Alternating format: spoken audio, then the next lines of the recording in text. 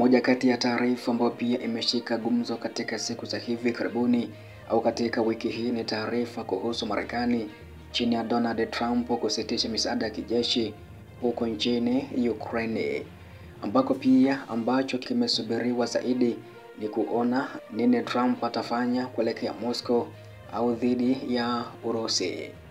Taarifa muda mchache uliokwisha kupita imeelezwa kuwa utawala wa rais wa Marekani Donald Trump unaripotiwa kuwa tayari kuondoa vikwazo dhidi ya Urusi vilivyowekwa baada ya kuanza kwa uvamizi kamili mwezi Februari ya mwaka 2022 katika kugeuza sera ya Marekani kuelekea Moscow wakati wa vita vyake dhidi ya Ukraine. Ikulu ya Washington inatayarisha mpango wa uwezekano wa kutoa msamaha wa vikwazo kwa Urusi kwa mashirika kadhaa na raia wa Urusi kama sehemu ya mazungumzo ya kumaliza vita nchini Ukraine, ambako shirika la habari la Reuters lilisema hivyo Machi 3. Lakini pia hatua hiyo ni mabadiliko makubwa kutoka kwa sera ya vikwazo vya utawala wa rais wa zamani Bwana Joe Biden iliyojumuisha mama wa vikwazo vyote. Ulaya na mataifa ya G7 yanataka kuweka vikwazo ili kudhoofisha uchumi wa Urusi na kuendelea kumshinikiza Rais Vladimir Putin, na huenda pia wasiwe na chaguo lingine zaidi ya kufuata Washington kudumisha umoja kati ya washirika wa Ukraine na kuepuka kuwa paria katika uchumi wa dunia.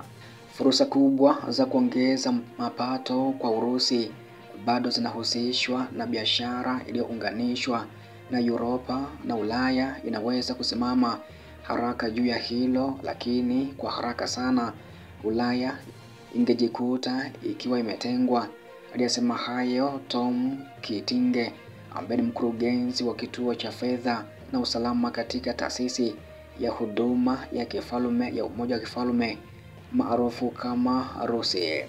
Ingawa ufanisi wa vikwazo umejadiliwa, wameingia wazi chini ya Putin ambaye ametoa wito mara kwa mara kukomesha kwao vikwazo, hasa kwa sekta ya mafuta na gesi vimekuwa vikisumbua sana Moscow, na hivyo kuilazimu kutumia meli kivuli ili kuuza mafuta yaliyopunguzwa bei, huku ikipata gharama kubwa zaidi za usafirishaji.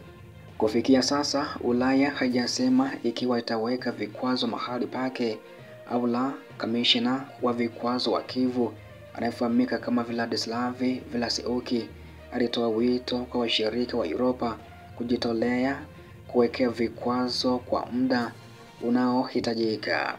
Iwapo Marekani itaondoa vikwazo kwa upande mmoja, itakuwa ni ushindi mkubwa kwa Putin na ishara zaidi ya kwamba muungano wa mataifa ya Magharibi unasambaratika, huku kukiwa na mvutano uliokithiri. Kitinge aliweza kuliambia hivyo shirika la habari la Kyiv Independent kutoka nchini Ukraine. Wazo la vikwazo lilikuwa kwa washirika wa Ukraine kufanya kazi pamoja kuzuia uchumi wa vita wa Urusi na kuiadhibu Moscow kwa uvamizi wake wa kikatili huko Ukraine, ambapo utawala wa Trump hapo awali ulielekezea nafuu ya vikwazo ili kuileta Moscow kwenye meza mazungumzo muda mfupi baada ya rais wa zamani Joe Biden kufanya kazi na London kuweka vikwazo vikubwa zaidi kabla ya kuapishwa kwa Trump mwaka huu. Kuongezeka kwa mpasuko kati ya Marekani na Ulaya kumeongeza hatari ya Trump kuchukua hatua bila Ulaya, na tena haoni haja ya kuratibu na washirika wa Ulaya na anaonekana kutopendezwa na kuweka vikwazo. Alisema hivyo Elizabeth Bro ambaye ni mwandamizi wa mpango wa usalama wa bahari ya Atlantiki wa Baraza la Atlantic. Kuanguka kutoka kwa vikwazo vya Marekani vya kupunguza kwa upande mmoja kungesababisha machafuko katika uchumi wa dunia, alisema, na kuongeza ya kuwa kampuni zingelazimika kuangazia matatizo ya kutii seti moja ya sheria za Marekani na nyingine kwa mataifa ya G7 na uchumi wa Umoja wa Ulaya zilizosalia, hivyo kusababisha kuwepo kwa makaratasi mengi na kutokuwa na uhakika miongoni mwa biashara hizo. Alisema hawajawahi kuwa katika hali hapo awali ambapo mshirika mmoja wa Magharibi anaweza kuchukua hatua kwa njia moja katika kuondoa vikwazo na wengine wanaweza kutenda kwa njia tofauti.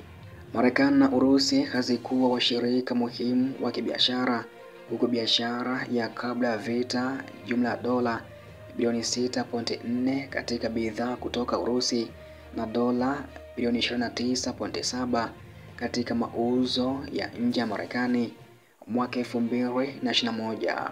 Kutokuwa na umoja kati ya washirika wa Ukraine sio tu kwa zawadi kwa Warusi, lakini kutafanya vikwazo kuwa vigumu kudumisha, ambapo EU na G7 tayari wameidhinisha kila kitu ambacho kina maana na vifurushi zaidi haviwezi kukabiliana na hasara ya Marekani. Alisema hivyo bro.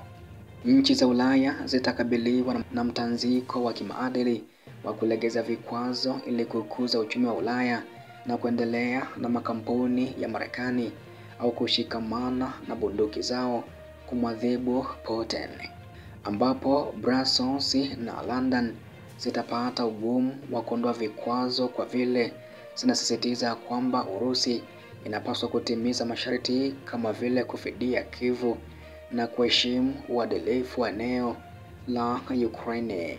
Lakini shinikizo linaweza kuongezeka kutoka kwa wafanyabiashara na viongozi wanaounga mkono Urusi kama Waziri Mkuu wa Hungary Viktor Orbán, ambao kwa muda mrefu wamekuwa wakipinga vikwazo. Kutakuwa na mashirika ya Europa ambayo yatakuwa yakijaribu kuchukua mkondo wa nyuma kupata leseni ili waweze kushindana na Wamarekani.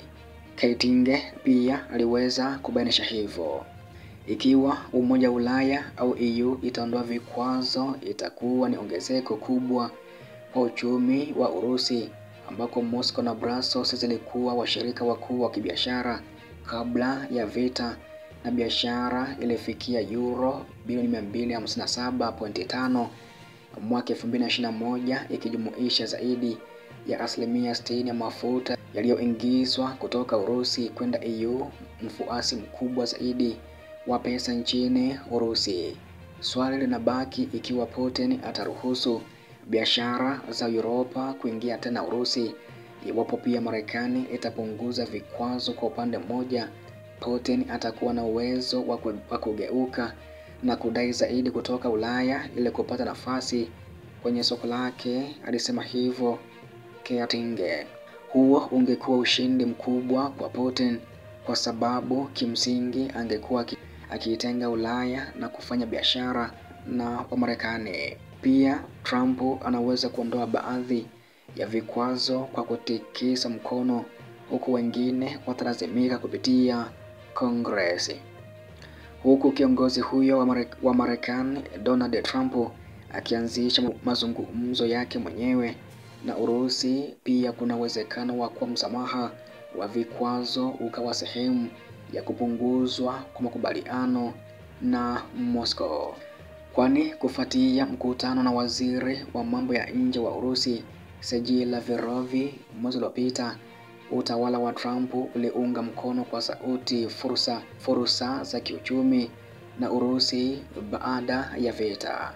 Hasa Trump ameangalia akiba ya madini ya Urusi ambayo hapo awali yalikuwa sehemu kubwa zaidi ya mauzo ya nje ya Urusi kwenda Washington.